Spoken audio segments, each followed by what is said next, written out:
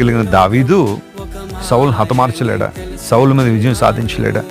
కానీ తనకు నియమం ఉంది, ఆ నియమం ప్రకారం పోరాడాడు. తరుముతున్నప్పుడు పరిగెత్తుకుని వెళ్ళిపోయాడే కానీ ఎదురు తిరగలేదు. సౌలు 2 సార్లు దావీదుకు దొరికేశాడు, అయినప్పటికీ కూడా విడిచిపెట్టాడు దావీదు దేవుని ప్రేమతో. ఉపకార బుద్ధి కలిగిన వాడని లేఖనాల్లో రాయబడి.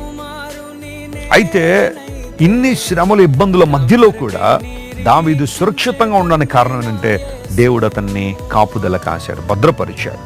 నిన్ను కాపాడువాడు కొనుకొడు నిద్రపోడని ప్రభు మాట్లాడుతున్నాడు. ఒక ప్రయాణాన్ని బట్టి భయపడుతున్నావా? ఏం జరిగిపోద్దన్న భయం నీలో ఉందా?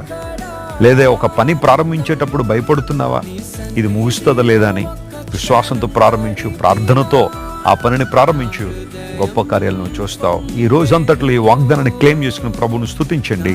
ప్రభు మీ జీవితంలో ఊహించలేని మేళ్ళు, ఉపకారాలు ఆయన జరిగిస్తారు. ప్రార్థన.